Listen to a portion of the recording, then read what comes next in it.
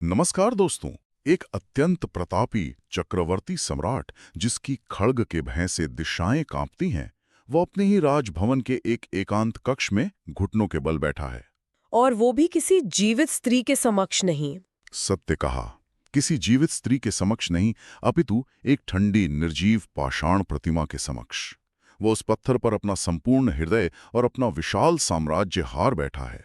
और ठीक उसी समय उसी राजभवन के किसी अंधकार में कक्ष में उसकी अपनी महारानी एक अत्यंत भयंकर षड्यंत्र रच रही है। एक ऐसा षड्यंत्र जो उस महान सम्राट को भरी लात सभा में उपहास का पात्र बना देगा।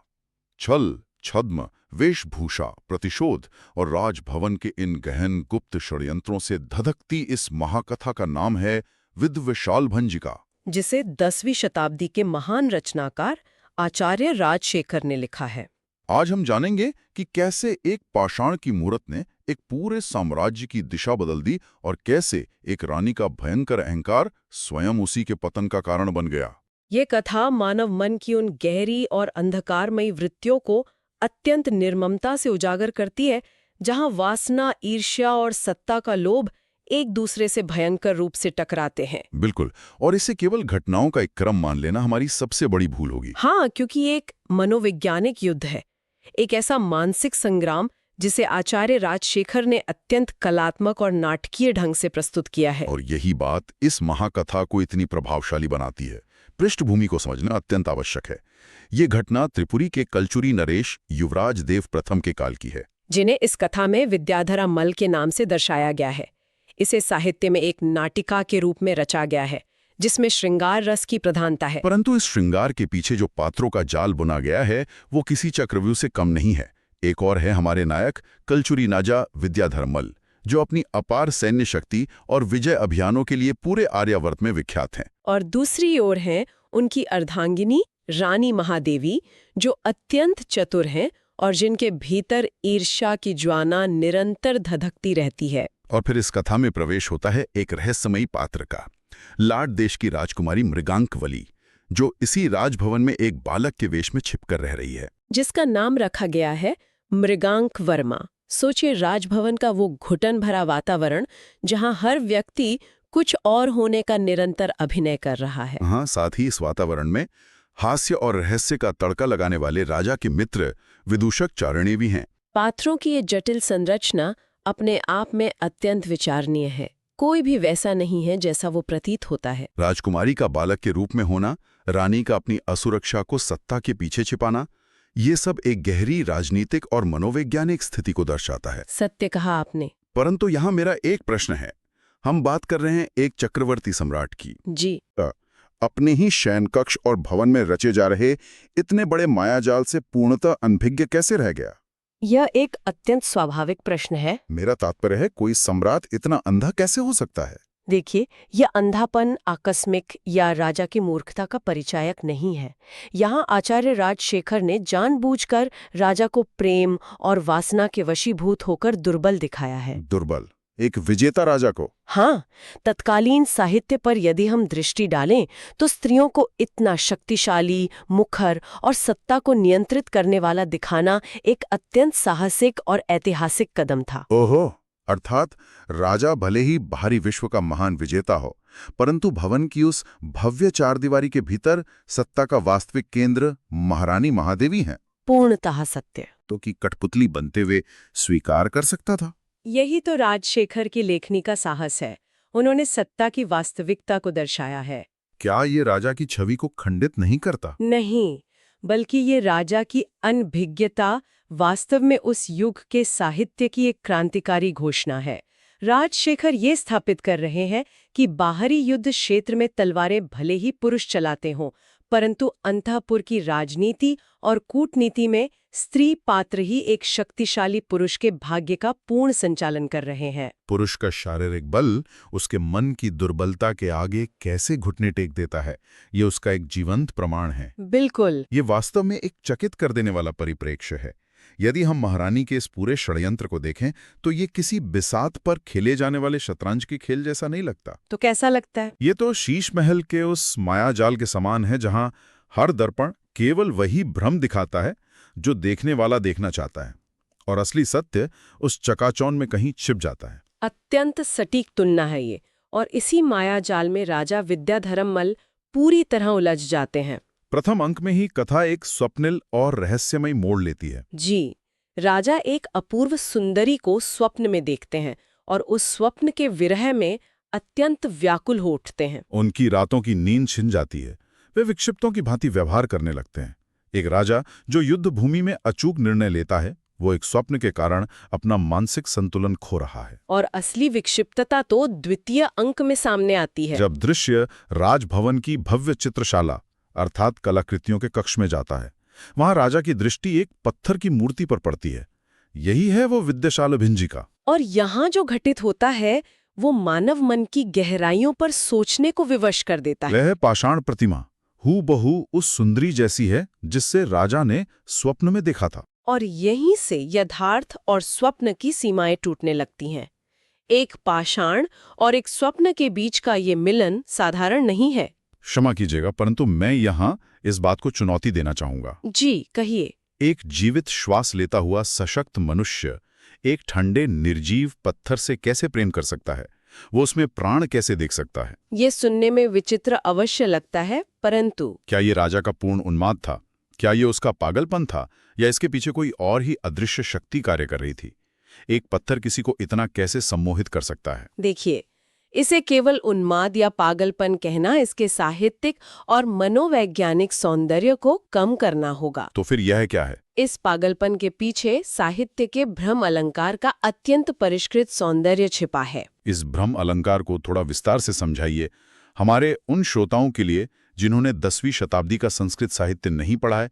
यह भ्रम अलंकार किस प्रकार कार्य करता है? अवश्य। भ्रम अलंकार वह स्थिति है जब अत्यधिक समानता या अत्यंत तीव्र मानसिक लालसा के कारण मनुष्य एक वस्तु को दूसरी वस्तु मान बैठता है। जैसे रस्सी को सर्प मान लेना। बिल्कुल। मनोविज्ञान की दृष्टि से देखें तो ये मानव मन के भ्रम और यथार्थ के बीच का एक अत्यंत सूक्ष्म खेल है। अर्थात राजा का मन उस स्वप्न सुंदरी के सौंदर्य की लालसा में इतना गहरा डूब चुका है, वो उस प्रेम के लिए इतना भूखा है कि उसकी चेतना वास्तविकता को अस्वीकार कर देती है। सत्य कहा। वो उस निर्जीव पत्थर की मूर्ति में ही प्राणों का स्पंदन महसूस करने लगता है। मन जिस वस्तु की अत्यधिक कामना करता है, वह निर्जीव में भी सजीव का भ्रम उत्पन्न कर देता है। राजशेखर ने इस अलंकार के माध्यम से यह दर्शाया है कि प्रेम और वासना कैसे मनुष्य की तर्क शक्ति को पूर्णतः नष्ट कर देते हैं। हाँ, उसकी अपनी ही लालसा उसे अंधा बना रही थी। इसका अर्थ है कि राजा का मस्तिष्क स्वयं उसके विरुद्ध कार्य कर रहा था। परंतु ये भी तो विचारणीय है कि वो पाषाण प्रतिमा उस स्वप्न सुंदरी जैसी बनी कैसे? ये एक महत्वपूर्ण बिंदु है। क्या ये एक संयोग था? साहित्य में संयोग बहुत कम होते हैं। महारानी को ये भान था कि राजा का मन चंचल है। अच्छा। जब महारानी ने लाट देश की राजकुमारी मृगांकवली को अपने अधीन रखा, तो उन्होंने उसकी अपूर्व सुंदरता को देखकर ही उसे बालक मृगांक वर्मा का वेश पहनाया था, ताकि राजा की दृष्टि उस पर न पड़े। ठीक कहा। परंतु संभवतः राजा ने उसी राजकुमारी की एक झलक कहीं देख ली थी जो उनके स्वप्न में प्रकट हुई, और उसी लावण्यों को किसी शिल्पी ने उस विद्यासालु भंजिका में उकेर दिया था। जी हाँ। ये स्पष्ट करता है कि राजकुमारी को बालक क्यों बनाया गया था। महारानी राजा से उस सुंदरी को दूर रखना चाहती थी।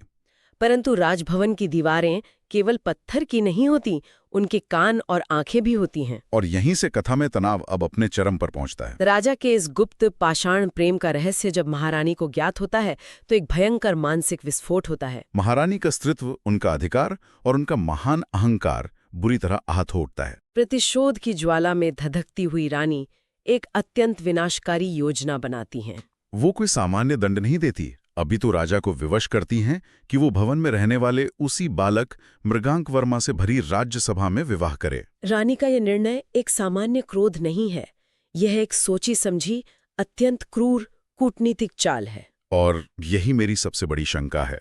मैं यहाँ ये समझना चाहता हूँ, रानी ने ऐसा मार्ग क्यों चुना? आपका क्या विचार है?